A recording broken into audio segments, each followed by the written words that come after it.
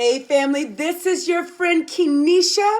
I pray that you have been having an excellent day. And today we're going to be talking about influence, episode number 6. That's right. And I want to ask you a question.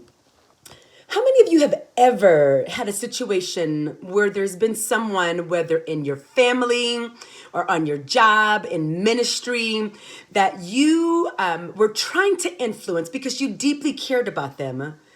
And the choices that they were making were just terrible choices.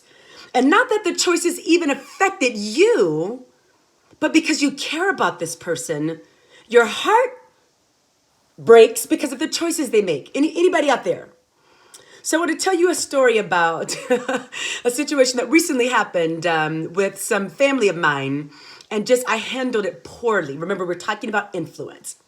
And so I was sitting at the table with myself. Right across from me, to my left, was another family member. Directly in front of me was a family member, and then to my right was a family member. So 4 people sitting at the table.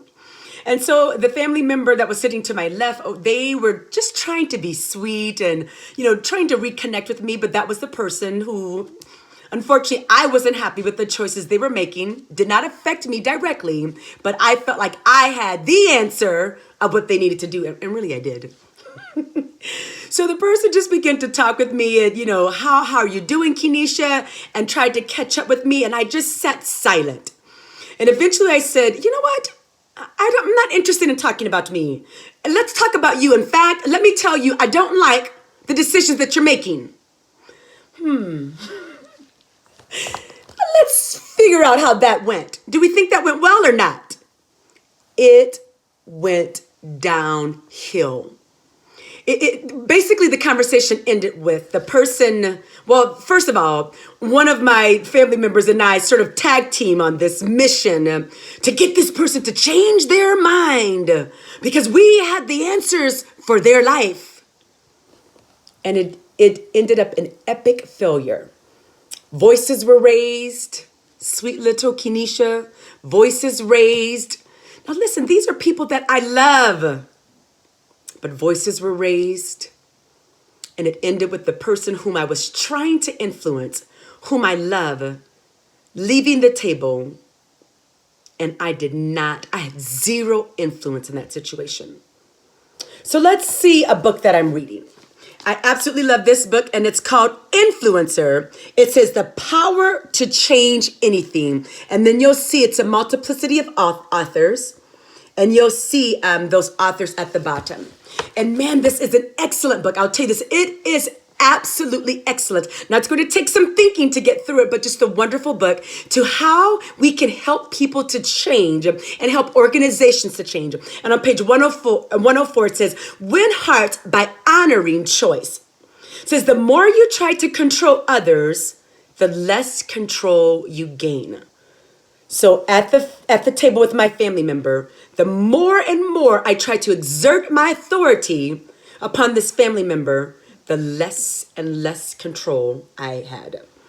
And then on page 105, it says, Miller discovered that the best way to help individuals reconnect their existing unhealthy behaviors to their long-term values was to stop trying to control their thoughts and behaviors.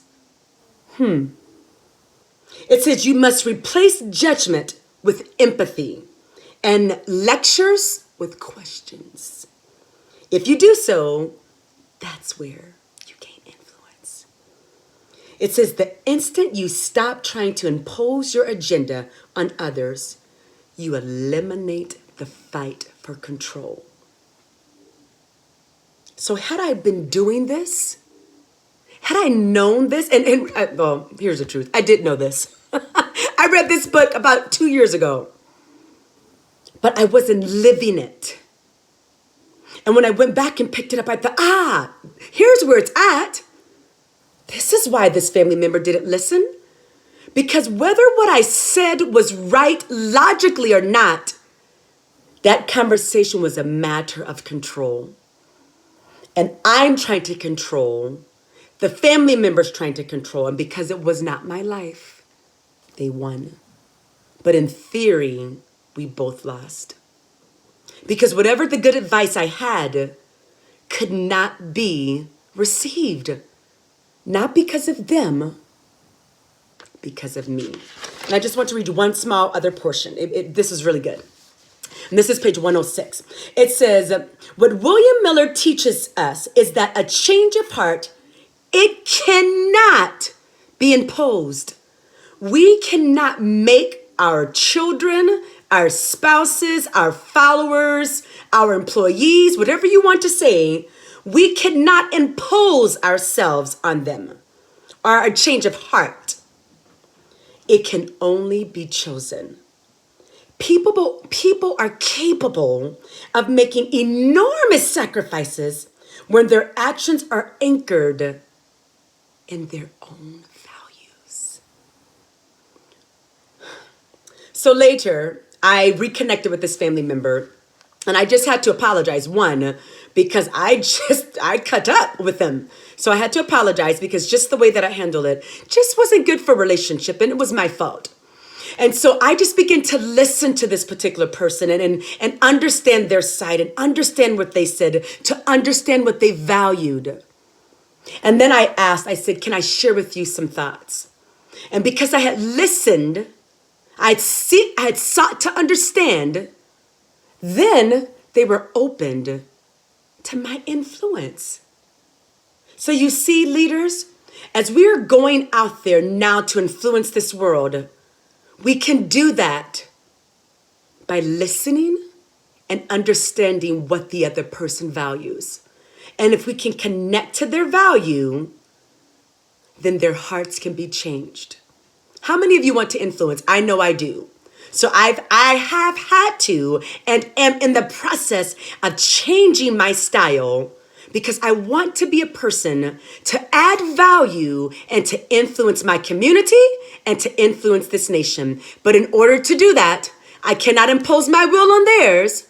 I must seek to add value, and value starts with their hearts. Thank you so much, guys. This is your friend Kenesha. Have a wonderful and blessed day.